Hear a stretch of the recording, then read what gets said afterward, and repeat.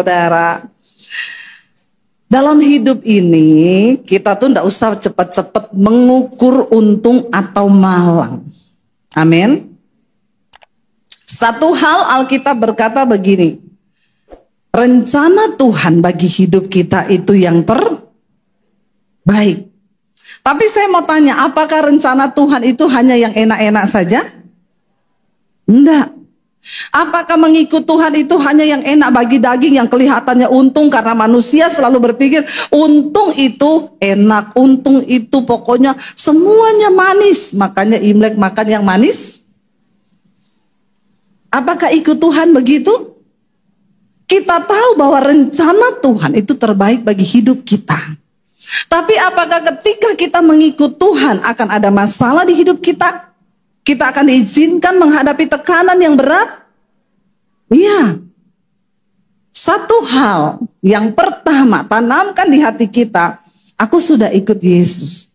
Dan aku percaya rencana Tuhan itu yang terbaik bagi hidupku. Entah itu malang, entah itu enak, entah tidak enak. Pokoknya aku percaya di dalam Tuhan. Rencananya yang terbaik. Yang kedua saudara, mari lihat bersama Roma pasal yang ke-8 ayat 28. Ini ayat hafalan kita semua. Roma 8 ayat yang ke-28 saudara. Dikatakan di sana, kita baca bersama 1, 2, 3. Kita tahu sekarang bahwa Allah turut bekerja dalam segala sesuatu untuk mendatangkan kebaikan bagi mereka yang mengasihi Dia, yaitu bagi mereka yang terpanggil sesuai dengan rencana Allah. Ayat ini dengan jelas berkata, kita tahu sekarang. Jadi kalau sekarang saudara belum tahu, saya kasih tahu. Amin. Karena banyak orang Kristen yang ikut Tuhan tanpa pengenalan yang benar akan Tuhan. Jadi dia pikir ikut Tuhan tuh enak-enak saja. Kalau aku sudah ikut Tuhan, masa aku mengalami begini-begini? Makanya saya kasih tahu sekarang. Supaya seperti ayat ini berkata, kita tahu kapan? Sekarang. Sekarang saudara harus tahu. Jangan pura-pura tidak tahu. Coba colek kanan kirimu. Kamu harus tahu sekarang. Ya, harus tahu sekarang ya. Apa yang harus kita tahu? Bahwa apa? Allah turut bekerja dalam segala sesuatu. Saudara, saya mau tanya, kalau Alkitab berkata dalam segala sesuatu, berarti itu yang enak-enak aja enggak? Enggak. Segala sesuatu itu berarti termasuk yang tidak enak. Di situ pun Allah turut bekerja. Kita harus percaya sekarang ya. Jadi tidak ada lagi orang Kristen, terutama jemaat GSJS Surabaya. Gak ada lagi yang protes ketika sesuatu terjadi di luar yang kita inginkan. Karena kita tahu, sekarang kita tahu. Diulangi lagi hari ini kita tahu bahwa Allah itu turut bekerja dalam segala sesuatu untuk mendatangkan apa? Kebaikan. Tapi selalu yang menurut kita kebaikan itu kadang bagi Tuhan itu bukan kebaikan. Makanya untuk menentukan yang baik atau tidak, yang untung atau malang, yang rugi atau ya berhasil, jangan pakai konsep kita secara manusia. Jangan, sangat bahaya ketika kita ikut Tuhan kita pakai konsep kita. Rasul Paulus menulis di dalam Filipi pasal yang ketiga, kita baca. Ya, Filipi pasal yang ketiga, saudara, ayat yang ke-7. Apa yang Rasul Paulus tulis di sana? Dia bilang begini, saudara, baca bersama. Tetapi apa yang dahulu merupakan keuntungan bagiku, sekarang kuanggap rugi karena Kristus. Loh, dulu saudara, ketika Rasul Paulus belum mengenal Tuhan, dia punya konsep tentang keuntungan. Ternyata berbeda dengan konsep keuntungan yang dari Tuhan. Makanya setelah dia mengenal Kristus, dia bisa menulis ayat ini. Tetapi apa yang dahulu merupakan keuntungan bagiku, sekarang ku anggap rugi karena Kristus. Saya dulu pernah melayani ada seorang anak muda saudara di Solo. Jadi saya dan suami di dalam pelayanan kita ketemu ya sama anak muda ini. Dia main gitarnya itu hebat, jago main gitar. Lalu saya bilang sama suami saya, aja dia pelayanan di gereja loh, dia punya karunia bagus. Lalu teman-teman di pelayanan bilang gini, Mbok tak kasih duit, nek kamu bisa bawa dia balik ke gereja. Dia itu sudah kepahitan sama orang gereja. Dia kepahitan sama orang Kristen. Lalu kami berdua, ya udahlah, coba yuk kita deket dia. Gak ada yang mustahil lah bagi Tuhan. Lalu kami main, dia dulu punya counter jualan HP. Kita datang, kita ngobrol. Kenapa kamu gak kembali ke Tuhan? Ngapain gereja-gerejaan orang Kristen tuh semua munafik. Gini. Ya sudah. Ya kita datang lagi saudara. Tapi sambil kita doakan Tuhan, bawa dia kembali Tuhan. Karena dia punya karunia bagus ya. Tiba-tiba kami main ke toko HP-nya berdua sama suami. Tiba-tiba dia cerita, Bu, toko saya ini kan gabung sama rumah, saya tinggal di belakang, di depan toko. Kenapa? Ada setan. Wah, Tuhan turut bekerja toh dalam segala perkara nih. Saya bilang, terus anakku sakit-sakitan terus. Jadi di rumah itu ada satu kamar yang sama yang punya rumah itu dia bilang tidak boleh dibuka. Jadi setiap kali anaknya lewat situ, teriak-teriak, ngomong setan, nunjuk-nunjuk ke kamar itu. Saya bilang sama dia, setan itu hanya bisa dilawan sama kuasa Tuhan. Biar kau tempel kertas merah, bendera merah, tidak bakal lari tuh setan. Amin. Ya hanya kuasa Tuhan yang sanggup. Oh gitu ya, terus aku harus bagaimana?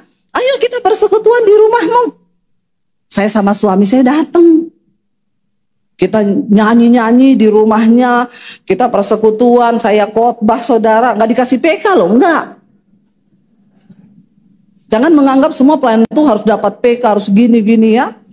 Saudara, ayo kalau ada jiwa yang saudara gumuli, ayo karena satu orang bertobat, seisi surga bersorak.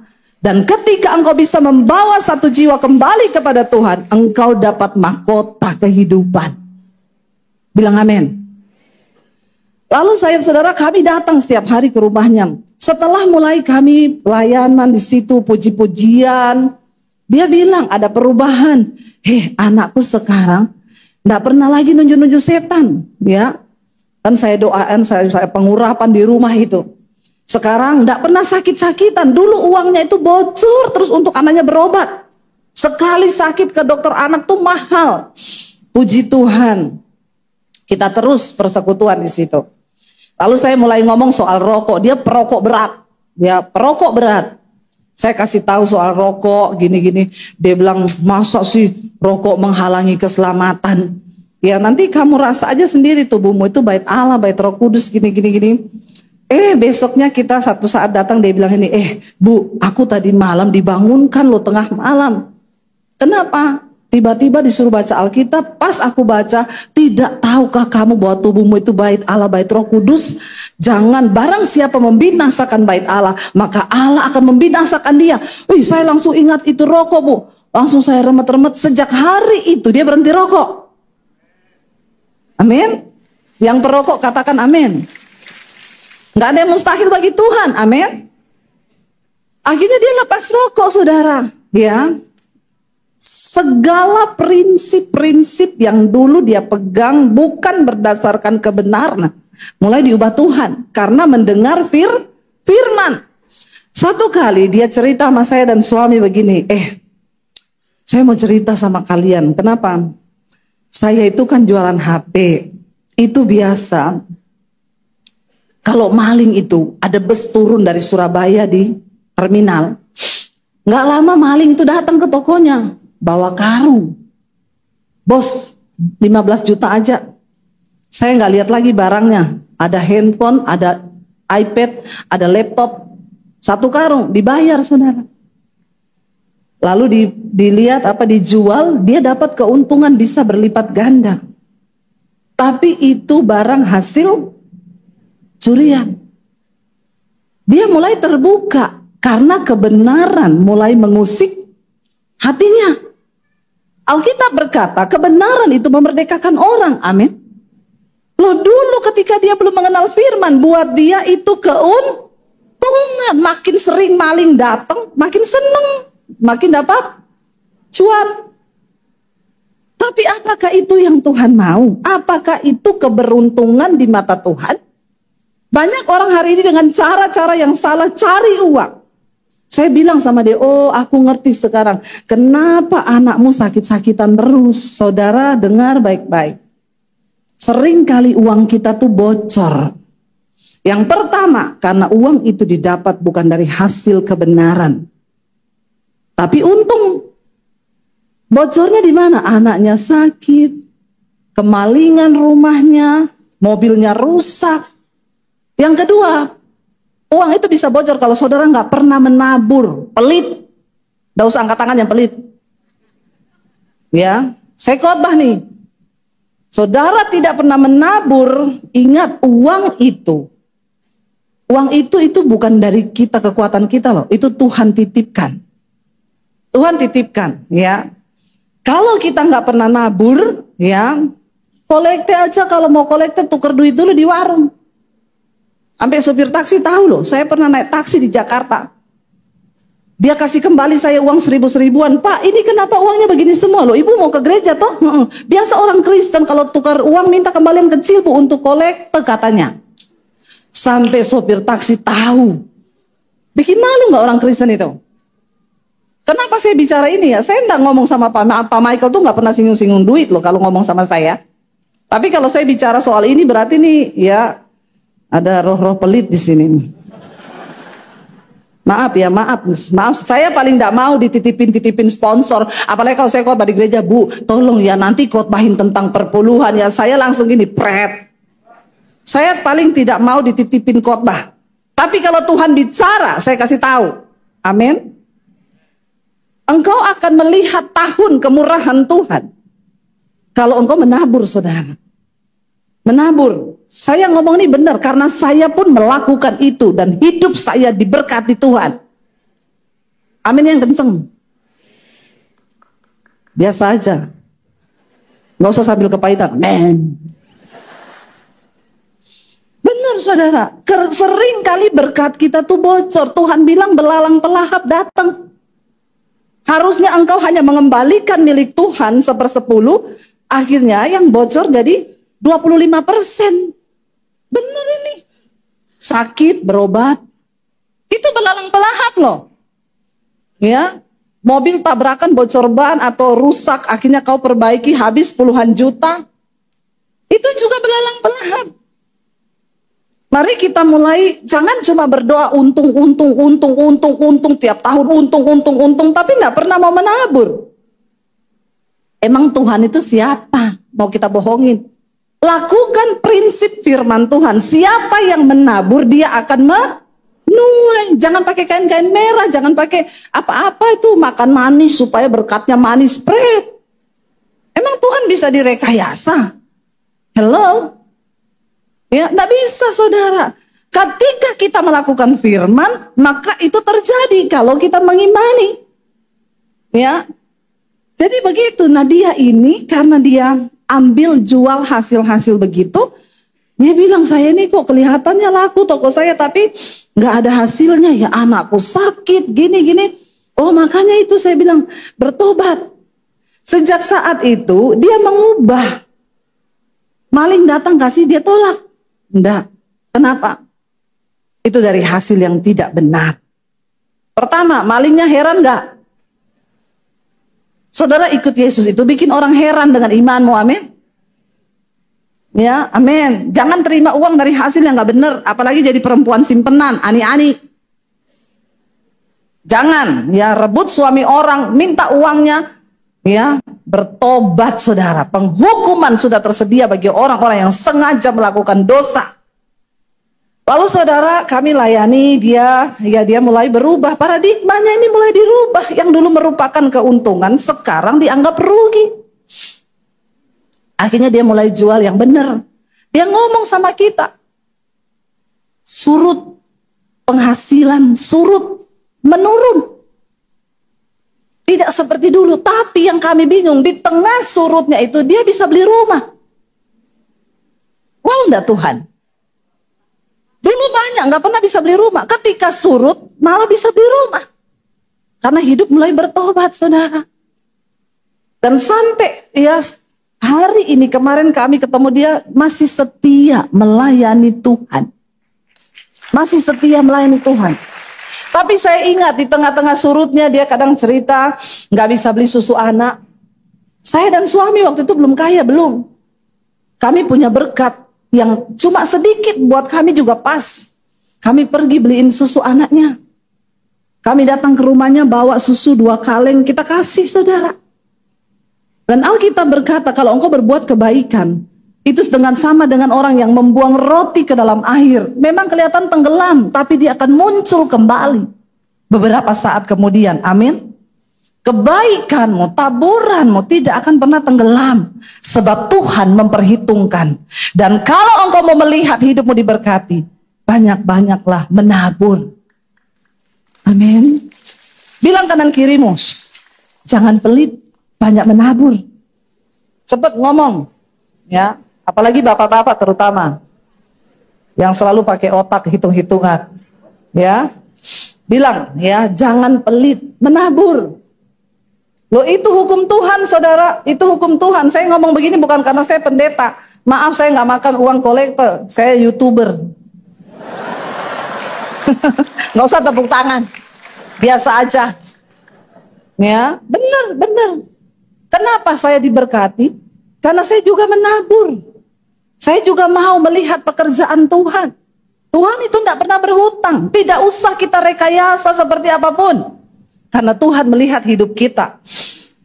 Dia mengubah paradigmanya tentang keberuntungan. Saya mau saudara juga dicuci otak dengan firman Tuhan. Kita perlu cuci otak.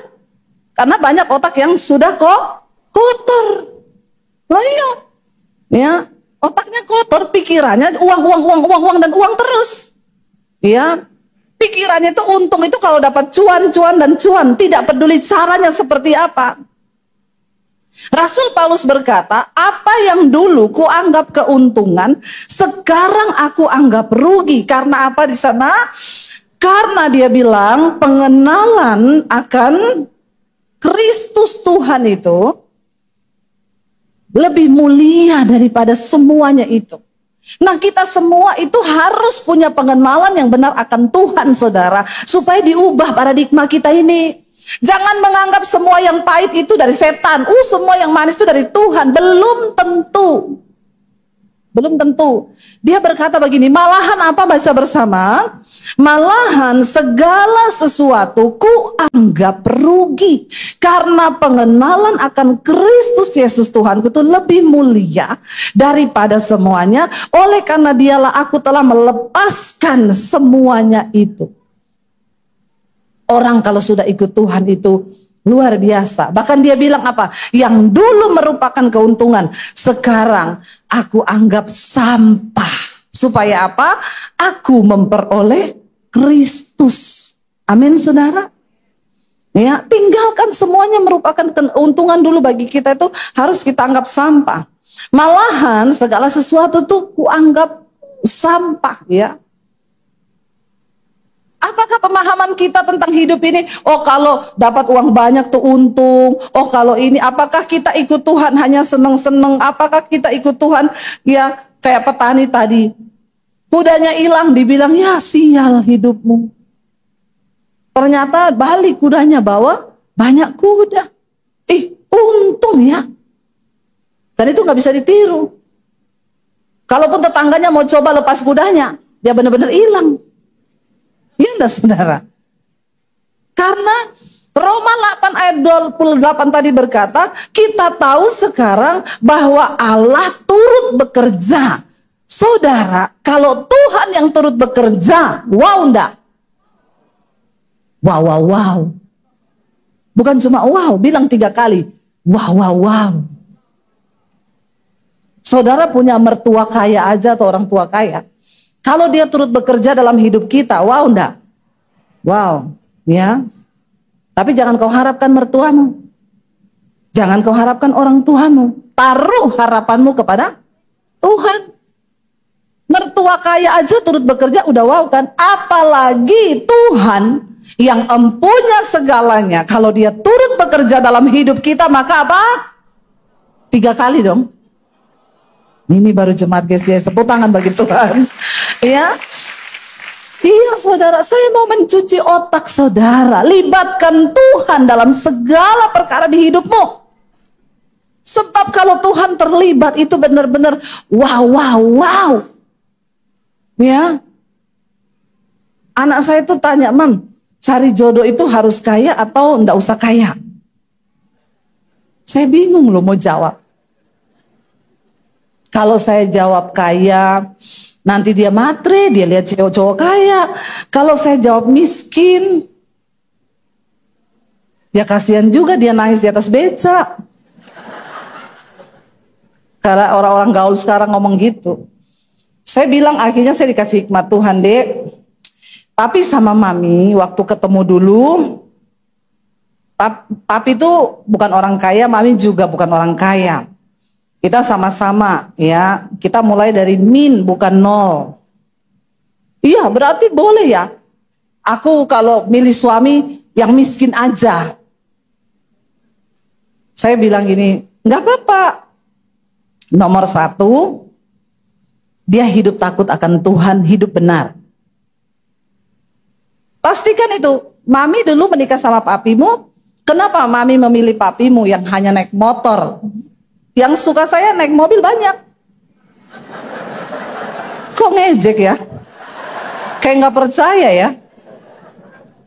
Tapi kenapa Mami menjatuhkan pilihan sama papimu yang naik motor, nggak punya duit? Karena Mami tahu ada sesuatu yang berharga di hidupnya. Dia takut akan Tuhan. Dia menghormati Tuhan.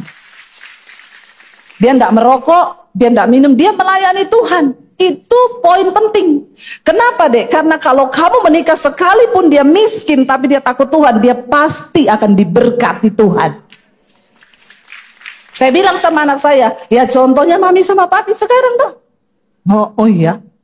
Yang kedua, kalau memang kamu mau menikah sama orang yang miskin bukan orang kaya, ya enggak apa-apa. Tapi kamu harus siap menderita kayak Mami. Langsung mikirnya. Nggak ada salon-salonan, nggak ada pedimeni, nggak ada apa-apa. Kamu ke pasar, kali-kali jalan kaki, naik motor. Kamu siap nggak? Ya kita kan harus kasih gambaran kan? Ya kalau kamu siap, silakan. Karena banyak orang tidak siap. Anak-anak muda itu pertama cinta. Dia pikir nikah itu cuma makan bread. Semua rasa coklat. Belum tahu kau. Kau pikir nikah, jatuh cinta, lapar gitu terus sayang-sayangan kenyang?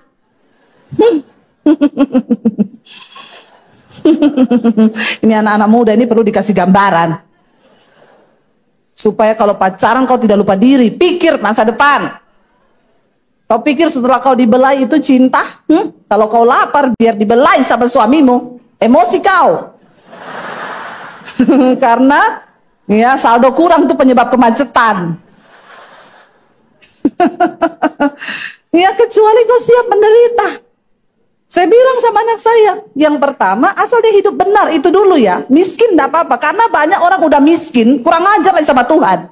Wes yang kayak begitu jangan kau pilih. Mau seganteng apapun makan tuh ganteng. Ya, enggak usah. Ya, pilih yang menghormati Tuhan. Karena kalau dia menghormati Tuhan, dia pasti diberkati Tuhan. Itu kuncinya. Ya, yang kedua kamu siap menderita enggak? Di situ anak saya mulai mikir.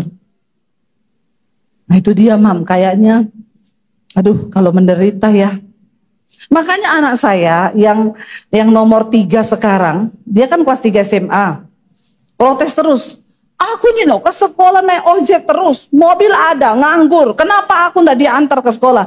Itu memang prosesnya nak. Kakakmu 2 sampai SMA dulu naik ojek. Jadi kamu tidak bisa melampaui. Tapi kan dulu memang mami belum punya mobil. Ya walaupun sekarang mami sudah punya mobil, kamu ndak boleh menikmati itu. Kamu naik ojek dulu sampai selesai. Ya kenapa harus begitu? Aturannya mami. Kalau masih jadi anak saya, kalau ndak mau ya silakan cari orang tua lain. Loh, kita harus didik anak keras loh saudara. Kenapa banyak generasi rusak? Orang tua salah didik sama anak.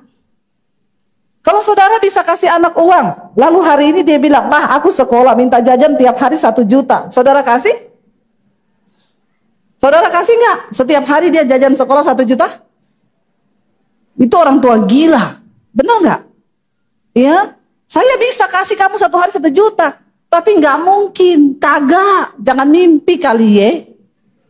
Ya, karena kalau kita kasih 1 juta dia nggak sekolah. Sampai di puncak dia sama teman-temannya. Tuhan juga begitu. Dia menguji orang yang dikasihinya. Dia mengajar orang yang dianggapnya anak. Kalau hari ini saudara sedang mengalami hajaran Tuhan, bersyukur, berarti kau masih dianggap anak. Saya bilang sama anak saya, tahan deh. Aku kalau pagi hujan, naik gojek, pakai mantel hujan, enggak apa-apa, bersyukur. Belum lagi ojeknya, jaketnya bau. Memang musim hujan, basah ya bau. Tapi nikmatilah dulu kemalanganmu. Amin. Loh iya saudara, anak saya tuh pulang sekolah, nyuci baju sendiri, nyetrika sendiri. Mami kenapa sih nggak pakai pembantu? Bisa aku pakai pembantu cuci gosok. Terus lu ngapain aja hidupmu? Apa yang kamu alami sekarang itu sudah terlalu enak. Kamu harus belajar. Anak saya yang kecil tuh cantik loh, cantik banget loh. Mirip-mirip saya. Masalah buat lo. Tapi saya harus tega sampai orang tuh, "Hah, anak ibu tuh naik ojek?" Naik ojek ke sekolah. Nggak apa-apa. Saya harus tega. Ya, begitu saudara. Tuhan pun begitu. Terus apa ada orang bilang itu malang? Ya kadang dia diejek sama teman-temannya dijemput naik mobil gonta-ganti, nggak apa-apa deh. Nggak apa-apa. Ya nggak usah mau pencitraan. Ya bilang aja itu mami saya memang maunya begitu, kok mau apa? Tuhan itu nggak mau saudara kita ini jadi anak-anak gampang. Ubah konsep kita tentang keberuntungan, ubah konsep kita tentang kemalangan. Yang malang bagi kita itu sering kali itu terbaik bagi Tuhan. Makanya pemazmur menulis, "Aku menderita itu baik bagiku supaya aku belajar tentang ketetapan Tuhan." Karena sering kali kita kalau nggak dididik Tuhan, saya tadi pagi saksikan, kalau Tuhan tidak membentuk kami sekeras itu, kami menikah tuh menderita terus. Kalau Tuhan nggak bentuk kami dari dulu puluhan tahun menderita, hari ini kami diberkati, mungkin kami jadi pribadi yang berbeda. Kan Tuhan yang tahu. Iya dah. Mungkin saya kalau 10 tahun yang lalu saya sering sama suami kalau di mobil kita sharing. Suami saya bilang, "Iya ya Tuhan tuh tahu ya. Kalau kita diberkati kayak gini 10 tahun yang lalu, mungkin saya sekarang udah enggak pelayanan." Ditelepon Pak Michael, "Bu nanti," "Oh enggak, saya sekarang enggak khotbah. Sudah jadi YouTuber."